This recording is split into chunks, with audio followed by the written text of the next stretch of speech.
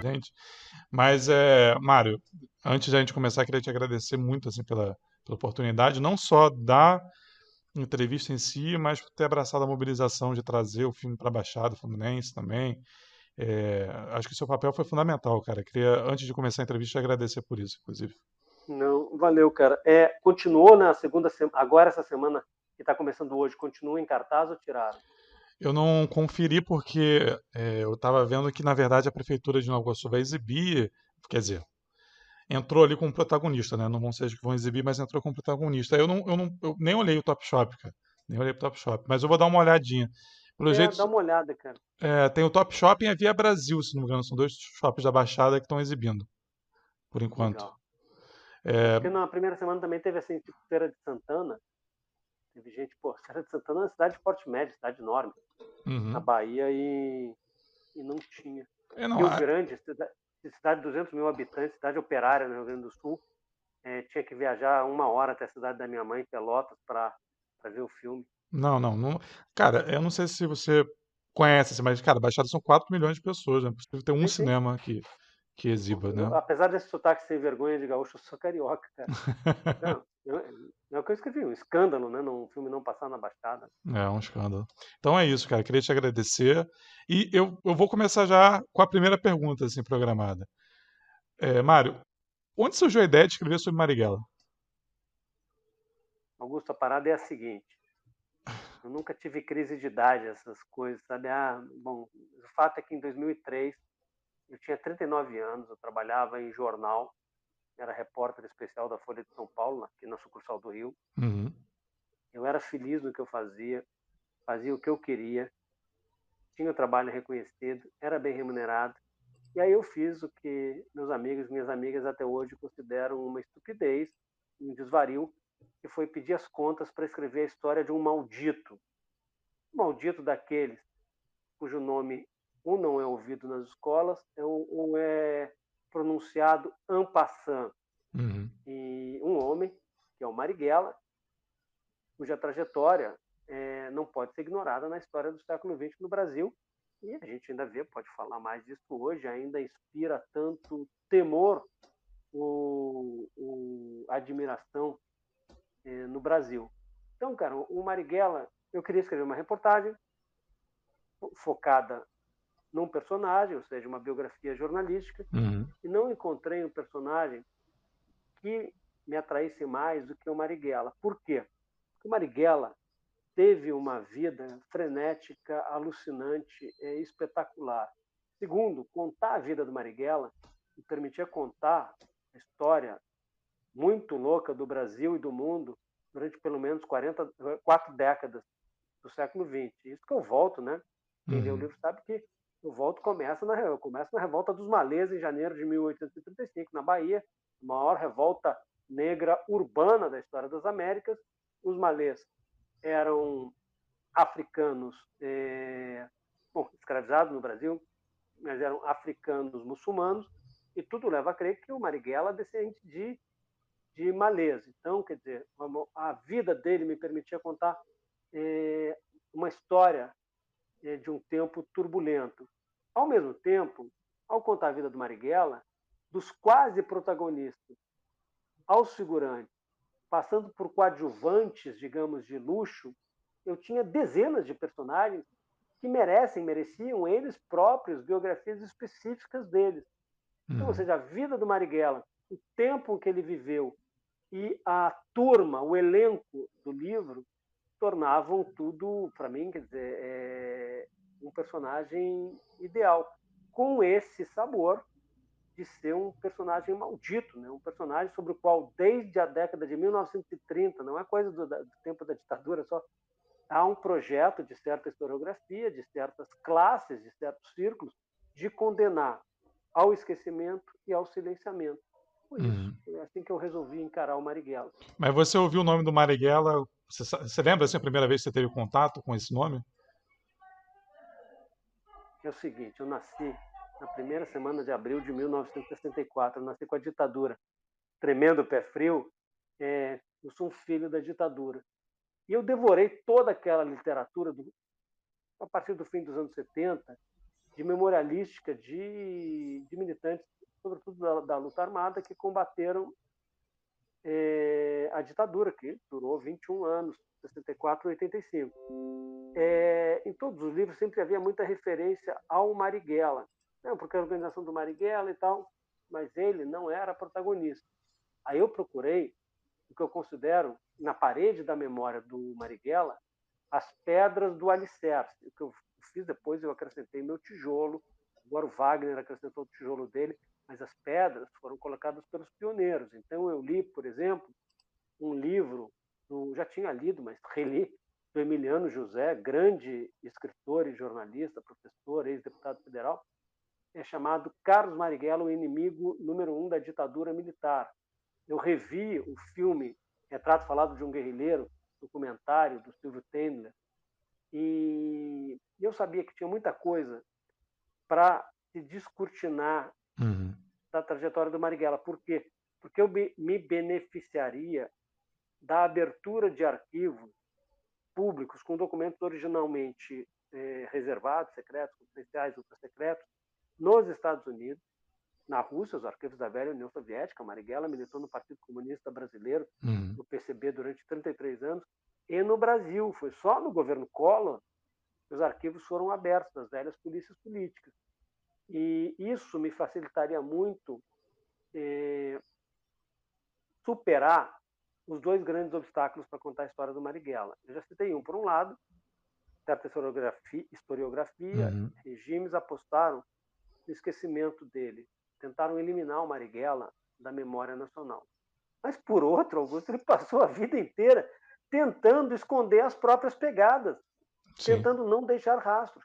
Não porque ele fosse um paranoico, mas ele, militante revolucionário desde a juventude, sabia que podia ser preso, torturado, baleado e morto. Muito bem, ele foi preso em 1932, 36, 39, 64. Passou quase 8 anos da vida dele em cana, como preso político. Marighella foi torturado em 1976 durante 36 dias consecutivos aqui no Rio. Marighella foi baleado em maio de 64 no Cinesc Tijuca, desarmado por agentes da recém-parida ditadura, e foi novamente baleado, fuzilado, desarmado, numa operação que reuniu ao menos 29 agentes da ditadura em São Paulo, em 69, armados até os dentes, contra um homem sozinho, e um homem só e desarmado. Então, a combinação desses obstáculos era muito grande. E foi isso que me motivou. Para quem tem alma de repórter, isso é estímulo. Então, eu trabalhei 9 anos no livro, os quais 5 anos e 9 meses em regime de dedicação exclusiva. Para quem quiser entender como eu consegui, como isso provocou a minha ruína financeira, há na internet um texto intitulado Caixa Preta de um Biógrafo Falido. Sou eu, escrevo na primeira pessoa. Sim. Aí eu tive acesso, entrevistei 256 pessoas, tive acesso a dezenas de milhares de páginas de documentos de 33 arquivos públicos e privados de 6 países, consultei 600 livros, tudo para conseguir contar em 550 páginas, mais ou menos, a história de um homem que marcou o Brasil. Sem dúvida. É interessante você ter falado do PCB, dessa militância dele. Você sabe como que o Marighella conheceu o socialismo e qual a vertente que ele se aproximava, como era essa relação dele com o socialismo? Eu conto pormenores no livro, né? Marighella se aproxima do PCB por meio de trabalhadores do Porto de Salvador. Ele ingressa na Juventude Comunista, se torna um integrante da Juventude Comunista. Eu não tinha informação e ninguém sabia, contemporâneos não sabiam ao certo, quando ele ingressou formalmente no PCB, mas em Moscou havia uma autobiografia escrita em espanhol. Quem abre o meu livro logo dá com uma reprodução de parte da biografia no final também, em que ele conta a história da família dele e conta a história do ingresso dele no PCB em 1934. Ele só foi sair do PCB em 1967, quando ele toma uma iniciativa apontando já para a ruptura com o partido, mas o PCB o expulsa, né? Uhum. Expulsa um episódio de muita virulência. Então, Marighella militou durante 33 anos no PCB, rompe com o PCB em 67, ele rompe com a estrutura organizativa baseada no leninismo do PCB, estrutura vertical, constrói uma organização, a Ação Libertadora Nacional, com estrutura horizontal, mas ele morre, é morto, né? A conjugação dos verbos conta a história. Marighella é morto, ainda comunista. Marighella foi um comunista até a morte dele. O que ele não aceitava mais, ele demonizava o centralismo democrático e considerava centralismo democrático, curto e grosso, é assim: liberdade de discussão, unidade na ação conforme a vontade da maioria. Isso, bom, pelo menos em tese, é o que constitui o centralismo democrático nos moldes formulados no início do século XX, na Rússia czarista ainda, pelos futuros dirigentes do Partido Comunista da União Soviética. Então, Marighella faz uma organização horizontal. Eu não sou cientista político, não sou cientista social, não sou historiador, admiro muito, né?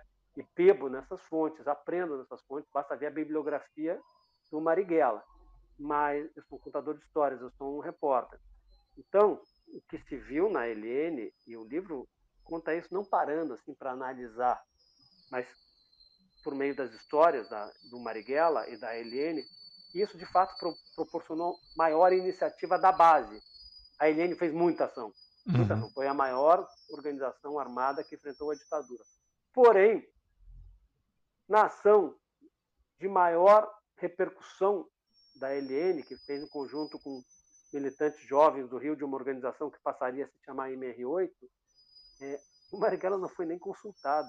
Ele soube pelo rádio, do aparelho, esconderijo dele, no bairro de Todos os Santos, aqui no Rio. Eu fico imaginando o nervoso, o desespero. Mas antes de a gente chegar nessa atuação dele como militante, eu já vi você dando entrevista falando que, além dessa fase guerrilheira dele, ele também era um deputado, que teve uma atuação parlamentar muito importante no Brasil, e isso é pouco discutido. E aí eu queria ouvir de você essa atuação do Marighella, essa importância dessa atuação dele como parlamentar. Augusto, a ALN começou as ações armadas contra a ditadura em março, abril. O livro está cravado exatamente, acho que foi abril, num roubo a banco em Santo Amaro, na zona sul de São Paulo. O dinheiro não era para os guerrilheiros passearem em Londres ou Roma. O dinheiro era para financiar a luta contra a ditadura. Marighella é assassinado em novembro de 69. Portanto, o tempo dele na luta armada, fato, não chegou a 2 anos.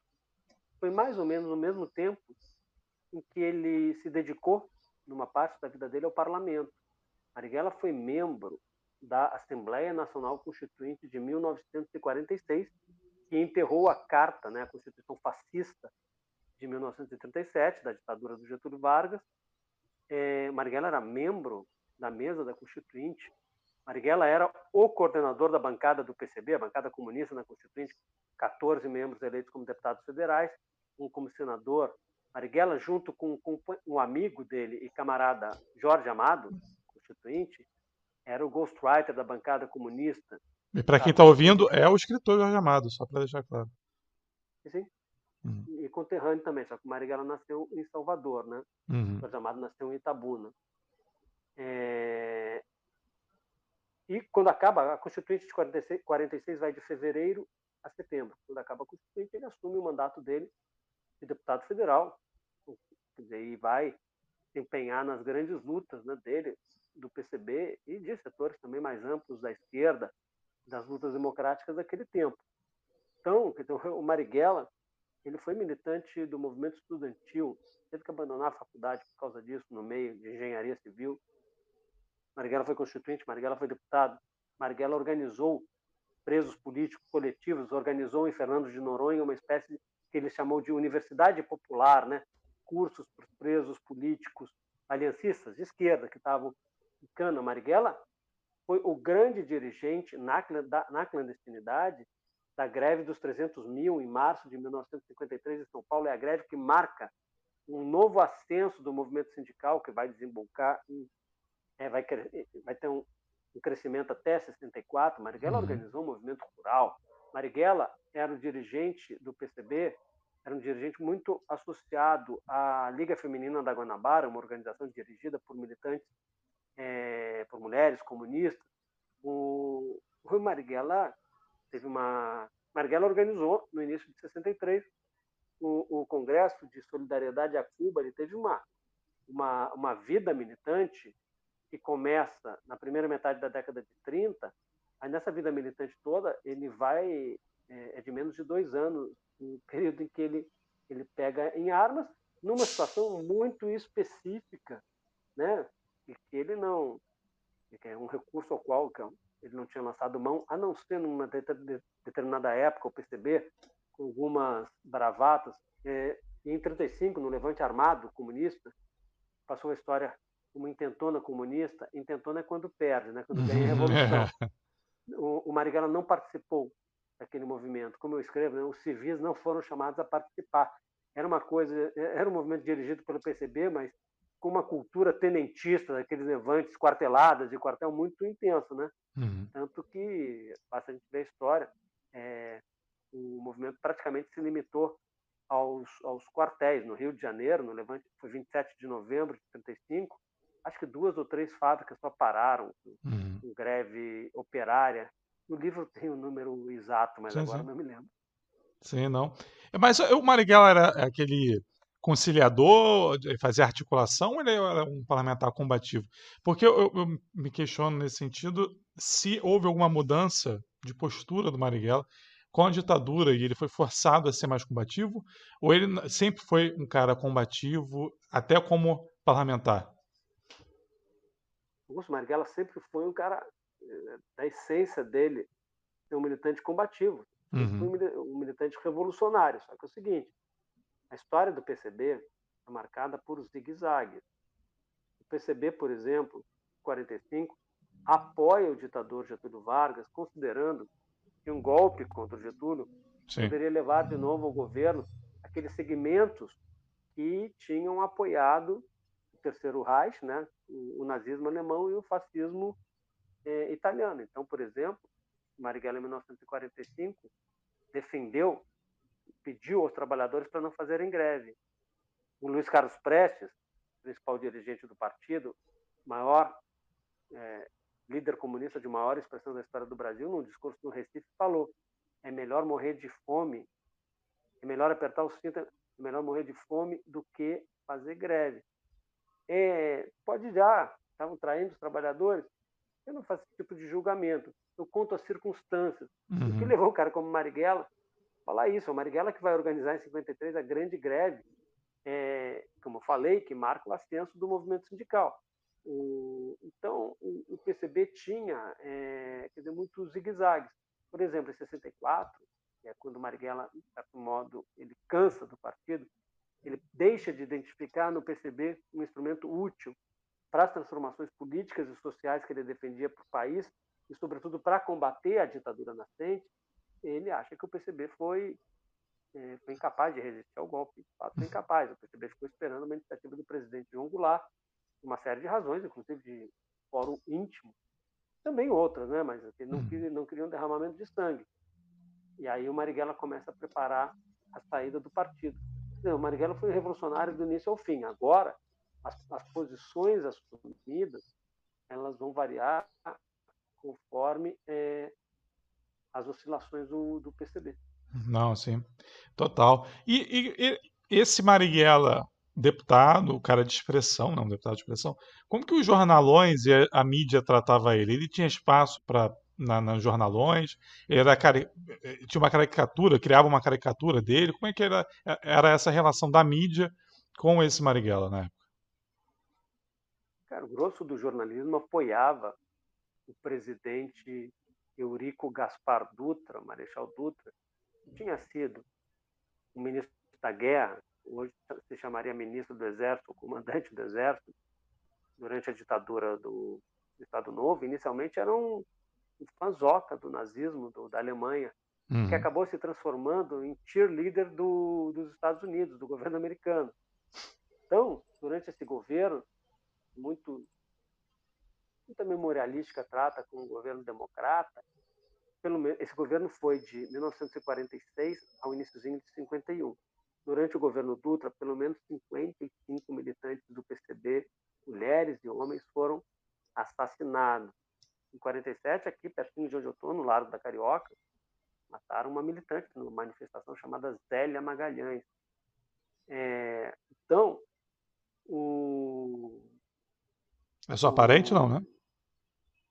Não é. Os Magalhães são... Tá bom. Nem o Antônio Carlos Magalhães também. Sabe que esse negócio de Magalhães só me serviu, acho, uma vez na vida, quando para visitar colegas que trabalhavam num jornal da família do Antônio Carlos Magalhães na Bahia, o Correio, né? Que fica junto com a televisão lá, a retransmissora da Globo, e tem na porta uma segurança pesada, né? E eu chegava lá e dizia seu nome, eu falava baixinho Mário e bem alto Magalhães. A galera quase fazia continência, botava tapete vermelho. Né? Então, tem que servir, tem que servir. Então, estou falando do tratamento que os jornais davam. Né? Isso. O PCB fazia oposição ao governo Dutra. Então, não tinha muito espaço para os militantes comunistas. Só que o PCB era um partido de massas. Né? Então, quase todas as capitais brasileiras, ou pelo menos na maior parte, o PCB tinha jornais diários. Então, esses jornais cobriam intensamente a atividade da bancada. E não foram poucas as lutas da bancada comunista em 46, que cara, era uma agenda, eu não uso essa expressão no livro, mas uma agenda tipicamente social-democrata de reforma. Mas era uma agenda de encher os olhos.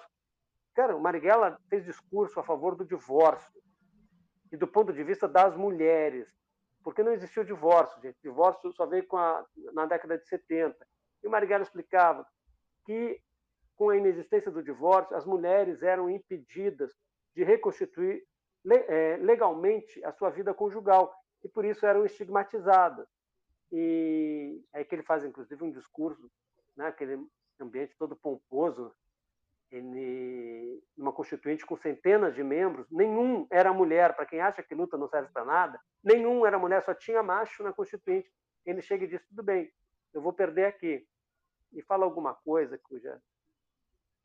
que textualmente eu não recordo, mas o conteúdo era o seguinte, tudo bem, vamos perder, mas as mulheres já resolveram esse problema, enfeitando essas lindas testas de vocês. Ou seja, ele introduziu a proverbial figura do corno, né, na constituinte, que funcionava, que era a capital da República, no Palácio Tiradentes, onde hoje se localiza a Alerj.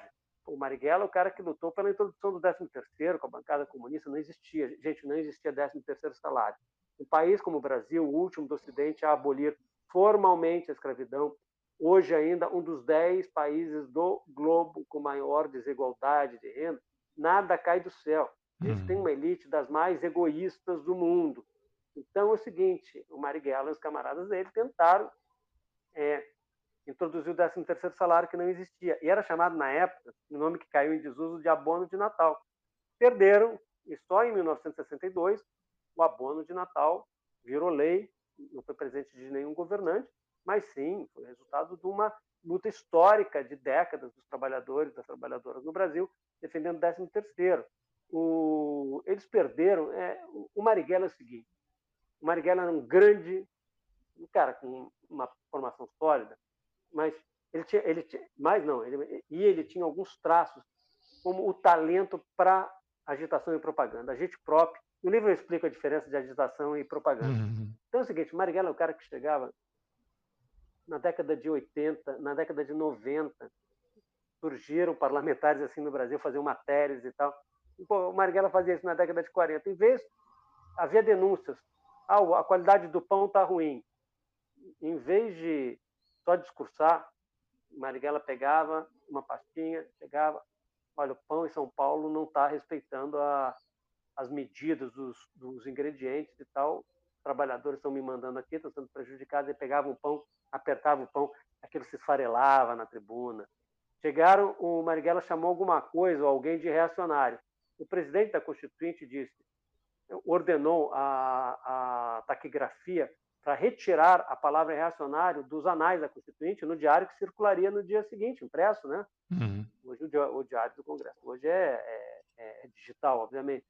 Aí o Marighella, no dia seguinte, voltou. Marighella era professor de português. O ginásio da Bahia, que era o ensino médio que ele fez, que acabava de ser reformado pelo Anísio Teixeira, talvez o maior educador da história do Brasil. Ele fez mais um ano de bacharelado para poder ser professor de português. Marighella chegou no dia seguinte. Marighella era um cara forte, grande, com todos os dicionários de português que couberam sob os braços dele. Aí chegou, olha aqui, reacionário, significa isso, isso, isso. É vernáculo. Aí foi para a votação. Foi uma rara votação em que os comunistas quase ganharam, porque eles eram 15 centenas.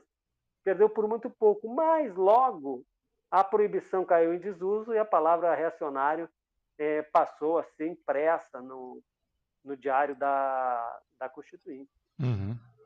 O Marighella, em 64, onde ele estava e onde ele estava, como ele recebeu essa notícia e qual a leitura que ele fez de 64? Ele achou que era passageiro ou ele achou que veio para ficar?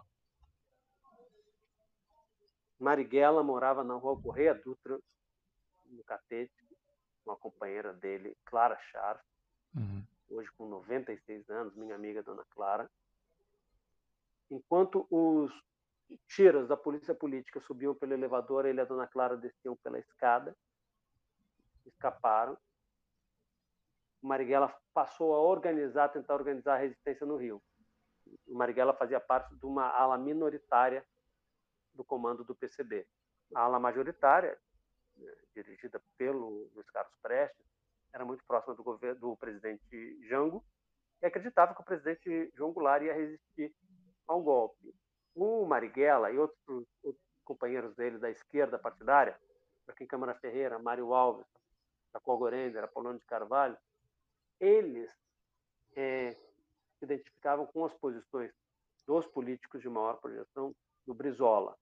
Estava muito à esquerda do cunhado dele, o João Goulart, era deputado federal, Brizola, e ele, o Jango, pertenciam ao PTB. O Brizola tentou resistir em 64, também não convenceu o presidente João Goulart. O único presidente brasileiro na história que não teve o direito de morrer na sua própria terra. Uma das muitas violências da ditadura. Muito bem, Marighella sai pela cidade. Marighella vai à terceira zona aérea. A maior autoridade da aeronáutica do Rio era um brigadeiro comunista. E o Marighella vai pedir, implorar para ele dar a ordem de um bombardeio, assustar as colunas golpistas que vieram de Juiz de Fora e também atacar o Palácio Guanabara, onde estava o governador Carlos Lacerda, no próximo biografado, que apoiava o golpe. Eu revelo no livro também que o Marighella tinha um plano com o marinheiro de bombardear o Guanabara desde um navio na Bahia. O que não ocorreu. O brigadeiro Francisco Teixeira queria uma ordem da hierarquia da aeronáutica e do presidente Jango, que não veio.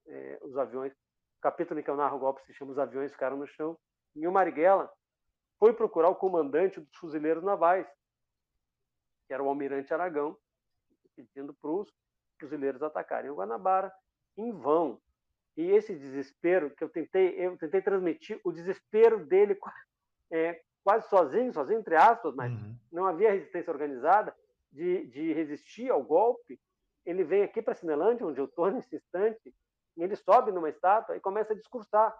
Mas é nesse instante que do prédio do clube militar, onde até hoje fica o clube militar, começam a disparar tiros contra a multidão e contra ele. E os camaradas dele saem, Marighella, vamos embora. E matam, do clube militar, os tiros matam 2 pessoas. É mentira que no golpe militar não houve mortos.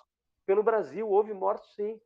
Ele vai, tenta resistir, até que ele fala para um companheiro, assim, eu fecho, acho, esse capítulo. É preciso aceitar, não dá mais. Só que ele vai começar a organizar a resistência. E muito por conta dele, ignorando o partido. E aí ele é preso no dia 9 de maio de 64, no Cine-Esq Tijuca, desarmado, a sessão repleta de crianças. O filme que estava passando era Rififi no Safari, com Bob Hope e Anita Ekberg. E os tiras acertam o peito do Marighella, que era um cinquentão, e ser um cinquentão na época não é ser um cinquentão hoje. Cara, eu tenho a idade em que o Marighella foi morto. Para mim isso é uma coisa muito doida. Hoje eu tenho 57. Aí o Marighella, cinquentão, com sangue jorrando, enfrenta mais de 10 beleguins lutando capoeira. Ele tinha aprendido na juventude na Bahia, né? A qual ele só saiu em 1935, às vésperas de completar 24 anos de idade. E aí ele é preso pela última vez e fica em cana até o dia 31 de julho, quando um habeas corpus impetrado pelo advogado Sobral Pinto, célebre advogado, o tira da cadeia pela última vez. E, a propósito, é curioso, né? O doutor Sobral era um católico fervoroso, um homem conservador, um liberal de direita, um homem digno e um democrata. E o doutor Sobral se guiava pelo ensinamento de Santo Agostinho: odiar o pecado e amar o pecador. O comunismo para ele era um pecado, ele odiava. Mas o Marighella, comunista, era um pecador, ele amava e fez o serviço, como eu conto na biografia, que eu descobri a correspondência, sem cobrar nada. Deve ser um grande homem, né? Eu conheci de longe no palanque da campanha das diretas, dia 10 de abril de 84, na Candelária. Eu já vi um documentário sobre ele, que narra, né, no documentário que no primeiro momento Sobral ficou a favor do golpe, e depois, logo depois, ele se arrependeu, assim, ele viu que não era o que venderam, né, que os jornalões venderam, que seria para afastar, enfim, se posicionar na Guerra Fria e tal, mas, enfim, mas um homem digno, é isso, assim, não tenho Tu dúvida. sabe qual foi a lei que ele usou na década de 30 para fazer com que a polícia parasse de torturar o comunista alemão Arthur Evert Ernst, que estava no Brasil, tinha sido preso depois do levante comunista de novembro de 35? É aquela dos animais, não? É essa? Na lei de proteção aos animais. Sim. Já que vocês não respeitam as leis dos homens, respeitem pelo menos as leis que protegem, a lei que protege os animais. E foi cumprido, incrível, né? Essa história. Incrível essa história. É incrível mesmo. O Evert, esse alemão, ele conta também no livro, ele perdeu a razão para sempre. Quando veio a anistia em 45, ele embarcou para a República Democrática Alemã, Alemanha Oriental, e lá morreu anos depois. Ter recuperado a razão. Ô, Mário, pulando já para o filme, assim, a gente tem algumas polêmicas em relação ao filme que foi levantado. Uma você já falou bastante, eu não vou repetir, que é sobre se Marighella ou não é negro. Eu acho que qualquer entrevista que as pessoas procurarem, esse assunto já está esgotado. Mas tem um outro que eu percebo muito, principalmente feito pela mídia, que é pintar, quando querem falar bem do Marighella, pintam ele como um democrata. Isola essa característica dele. O Marighella é um democrata. O Marighella é um democrata, mas ele é um comunista, né? Antes de tudo, ele é um comunista. Qual é a sua avaliação assim dessa dificuldade de falar desse lado político do Marighella, de ser um comunista hoje no Brasil 2021? É quase como para alguém ser bom, e quando alguém quer se referir a algo bom do Marighella, não tem dificuldade de falar que ele era comunista também. Qual é a sua avaliação sobre isso? E se você concorda também, né? Às vezes pode ser uma percepção só minha. A pergunta é sobre o filme ou a pergunta é sobre a imprensa? É sobre a imprensa. É sobre o filme porque Então, tá. o filme suscitou Então, esse debate. Eu vou pegar uma cola que eu aprontei há um tempo. Só um instantinho. Por favor, fique à vontade. Uma cola para passar na prova aqui do Estação Periferia.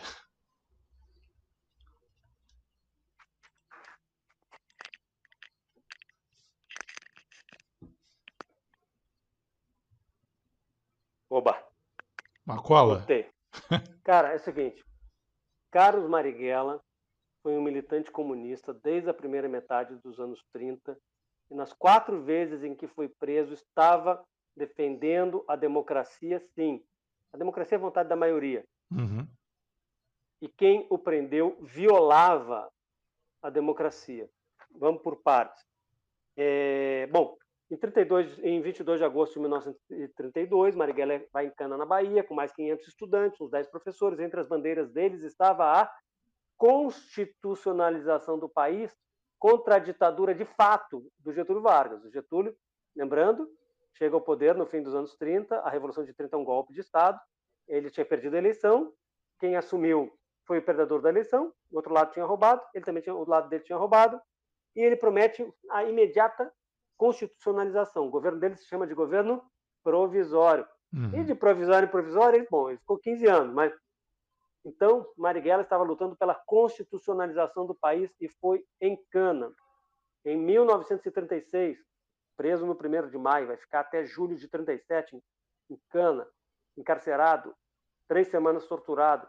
Ele combatia o autoritarismo do governo de Getúlio Vargas, que só em 37 se tornaria uma ditadura plena, mas que desde uma lei de segurança nacional fascistoide de 35, era um governo ultra-autoritário, prendendo adversários políticos, sem mandado, sem flagrante, sem nada, estava construindo uma justiça paralela, de exceção, chamada Tribunal de Segurança Nacional, que veio a julgar em 37 Marighella. Ou seja, Marighella combatia o furor autoritário do governo do Getúlio. Em 39, Marighella é preso durante a ditadura do Estado Novo, preso em São Paulo. Num panfleto encontrado no aparelho onde ele estava, tinha até uns poemas engraçados, que eu botei no livro algumas estrofes. Tinha um panfleto que defendia, abre aspas, dar ao país uma Constituição democrática. Em 1942, Marighella está em cana na Ilha Grande.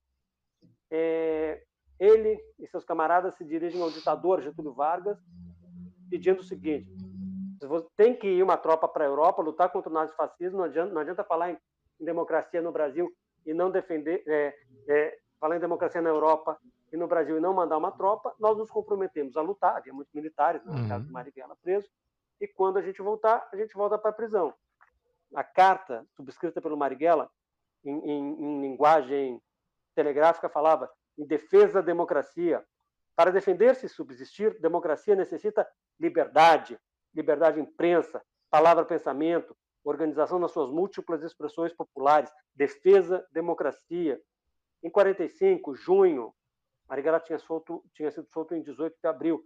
Marighella chega à Bahia e fala ao jornal diário O Momento, do PCB, defendendo, abre aspas, causas democráticas, fecha aspas, marchamos confiantes pelo caminho da democratização pacífica.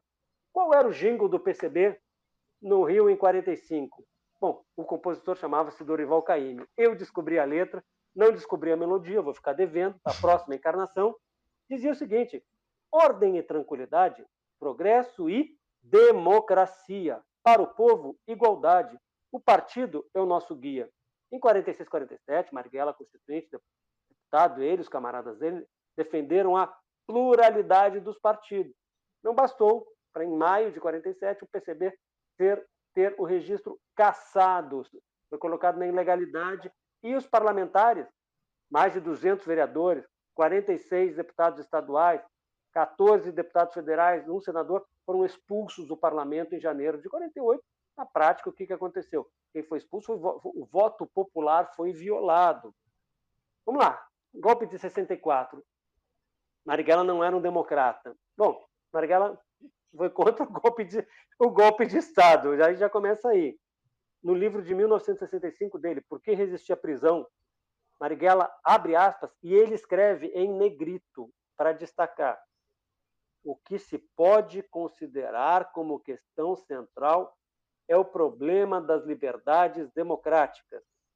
Aí depois ele defende, abre aspas, uma democracia onde imperem as liberdades públicas. Em 66, no livro A Crise Brasileira, no livro eu conto como é que um cara clandestino conseguia imprimir livro, né? Bom, vamos lá, era no Porto, aqui no Rio, e tinha um cunhado que tinha uma pequena gráfica, um português casado com a dona Teresa Marighella, irmã do Marighella, imprimia lá, em 66, livro A Crise Brasileira, defendendo a restauração das liberdades democráticas. Aí nós vamos ao seguinte: mais para o fim da vida, os textos do Marighella não falavam em democracia. Qual democracia? Vamos lá. O parlamento tinha sido estuprado. Dezenas de parlamentares tinham sido expulsos. A ditadura, gente, extinguiu os partidos políticos no fim de 65 e criou o partido do Sim Senhor, que era a Arena, e o do Sim, que era o MDB. não havia liberdade de imprensa, não havia liberdade de organização sindical, não havia liberdade de organização partidária. Logo, haveria uma censura fortíssima a partir de dezembro de 68. Bom, dessa democracia o Marighella não queria participar. O que eu acho importante, Augusto, é que há um esforço para dissociar a possibilidade da defesa da democracia com a defesa de causas sociais. No caso do Marighella, defendia uma sociedade igualitária, ele era comunista. A propósito, eu não julgo biografado. Acho impossível alguém ler o meu livro e saber o que eu achava, o que eu acho da decisão do Marighella de ter ido para a luta armada. Acho impossível. Eu não julgo, não sou juiz de biografado, mas também não sou advogado do Marighella e não sou promotor contra ele. Eu faço o relato mais escrupuloso possível, mais informativo possível e com a sedução e o encanto narrativo que eu sou capaz. Às vezes dá certo, às vezes não dá certo, mas na vida do Marighella, a luta pela democracia e pela igualdade social não foram contraditórias. É isso. Agora, cara, bom, o que a imprensa, historicamente, com relação ao Marighella, eu conto na biografia desde os anos 30. Gente, em 1936, quando o Marighella, ele não foi apresentado para a imprensa. Depois de 21 dias de tortura, anunciaram a prisão dele como novo chefão do PCB. Mentira, ele era um quadro médio qualificado. Mais tarde, ele seria um dos principais dirigentes do partido. A foto dele, eu ponho as fotos no livro, tem um curativo no supercílio que qualquer observador, mais ou menos atento, se dá conta. Esse cara entrou na porrada, esse cara foi torturado. Aí teve um jornal que fez um trabalho gráfico e tirou o curativo para os leitores não verem um indício evidente de que tinha havido violência física contra aquele preso. A maneira como a ditadura noticiou a morte, o assassinato do Marighella, eles vai a vida inteira deles, isso não era novidade. Como é que foi noticiado? Fiquei com uma dúvida. A morte dele? É. Bom, primeiro, notinha de rodapé? É uma das falsificações mais longevas da ditadura, o relato oficial sobre o assassinato do Marighella. Porque a ditadura disse que houve um confronto, nesse confronto um delegado foi ferido na perna, mancou até o fim da vida, uma investigadora, Stella Boris Morato, foi morta, que o Marighella estava com uma segurança pesada e tal, e bom, todos escaparam, só o Marighella que foi morto. Isso é falso. Como eu provo no livro, Marighella estava sozinho. Marighella estava desarmado. Bastava terem jogado o cachorro da polícia, teriam prendido o Marighella.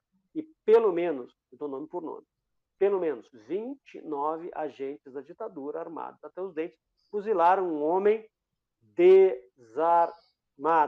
Como então, a jovem Stella tinha semanas de polícia, covardia levá-la para uma operação daquela, e o delegado Tucunduva foram baleados, porque gente, eu dou detalhes, eu tenho croquis do local, tem tudo, mas é o seguinte, eles matam o Marighella, dentro do Fusca, tiram o Marighella, está agonizando, revistam na calçada, eles descobrem que o Marighella está desarmado, recolocam no Fusca, para aquelas fotos que a gente conhece e tal, e aí acabou. Só que eles se posicionaram de modo, uma questão elementar numa operação dessa, ainda mais que eles pretendiam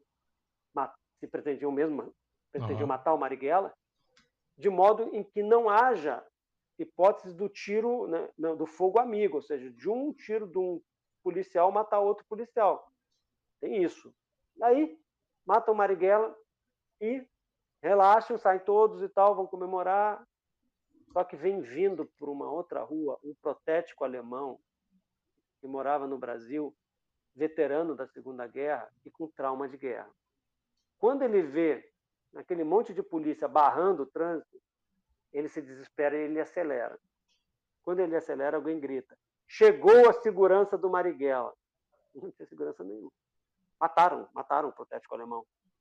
Só que quando eles atiram, eles já não estão mais nas posições base deles. Eles matam a Stella e ferem o Tucunduva, que era a maior autoridade presente, mas quem dirigiu a operação de fato foi o delegado Sérgio Fernando Paranhos Fleury, que se aproxima do carro onde estava o Marighella, do Fusquinha, o Fuscão, não me lembro agora, está no livro, arrastando a perna. Por que ele arrastava a perna?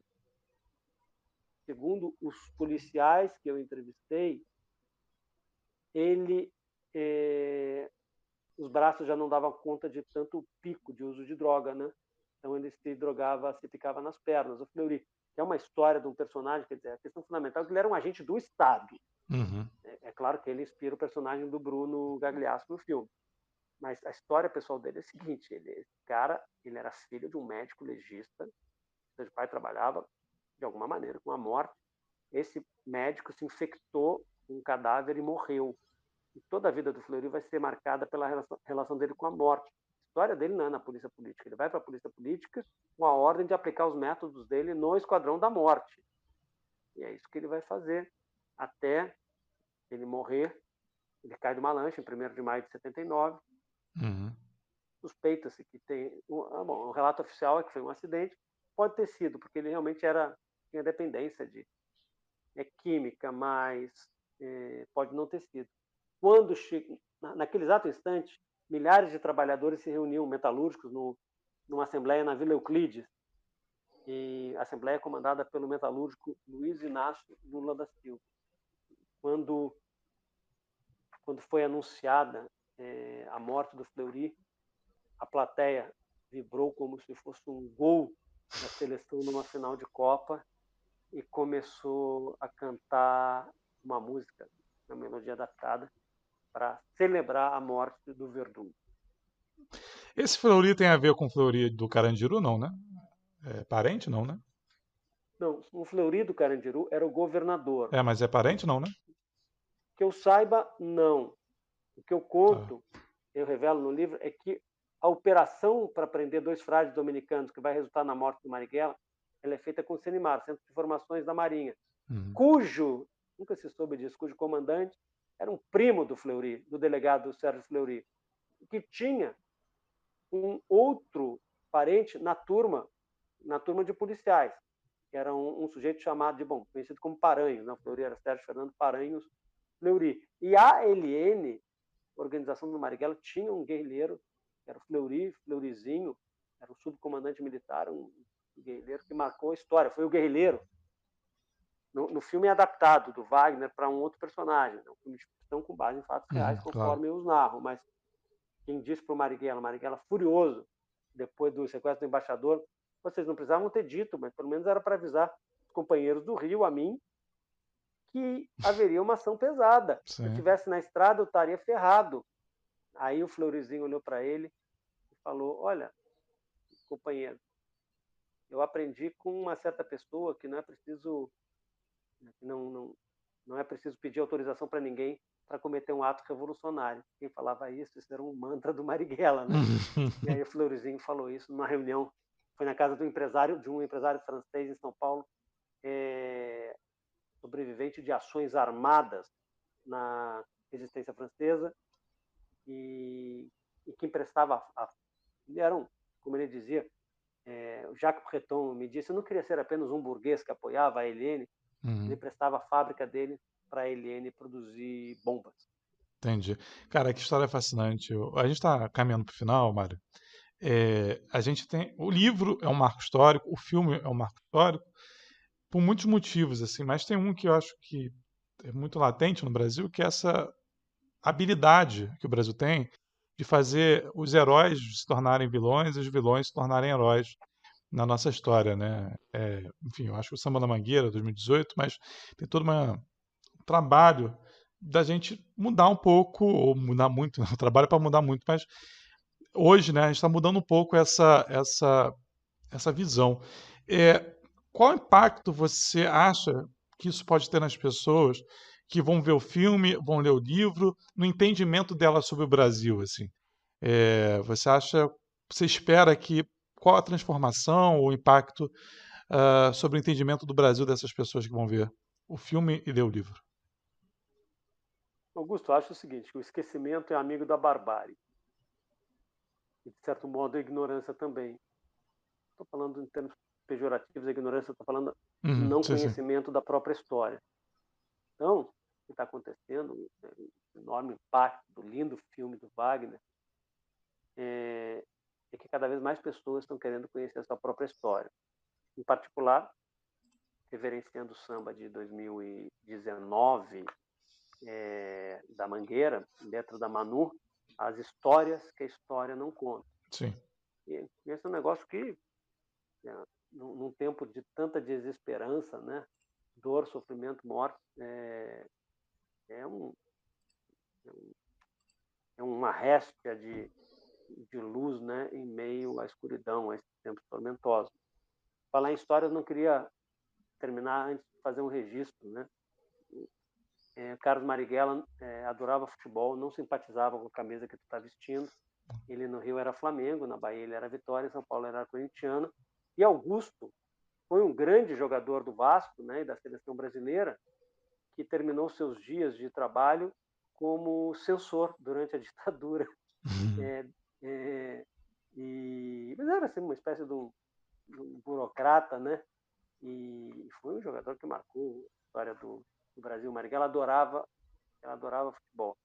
Um livro dele, publicado de poemas, publicado durante a ditadura, tem poema para o Garrincha. Na campanha eleitoral dele em 45 na Bahia, ele defendia construir um estádio para o povo ali perto da Fonte Nova. Foi construída a Fonte Nova e ele não tem nada a ver com o que fizeram depois na Fonte Nova, e principalmente agora com essa elitização, não chama-se mais nem de estádio, chama-se de arena, né? É muita afetação. E se expressa, claro, no preço dos ingressos. Sim. Só para concluir, Mário, assim, agradecer, mas eu queria fazer um exercício aqui contigo de achismo mesmo, assim, que a gente está vivendo tempos muito complicados, principalmente 2015, 2016 para cá. Se Marighella, achismo, tá? Mas se Marighella tivesse vivo assim, no dia de hoje, o que você acha, qual o principal ensinamento que ele tentaria passar para os mais jovens da minha geração? Assim, eu tenho 26 anos, mas a galera que está militando, assim, o que você acha que ele tentaria ensinar para a gente? Augusto, tem certas coisas que eu não me arrisco. Quando eu lancei a biografia Marighella, havia ex-militantes da ALN em 8 partidos políticos. Até no PTB do Roberto Jefferson havia um. A maioria esmagadora continuava sendo de esquerda, e os que tinham militância partidária integravam organizações de esquerda.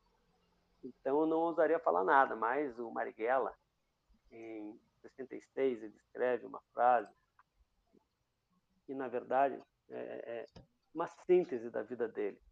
Até para entender porque ele desperta hoje no Brasil mais amor e ódio do que nos tempos em que ele teve enorme projeção mundial, foi de 67 a 69, não. O subtítulo do meu livro é O Guerrilheiro que Incendiou o Mundo.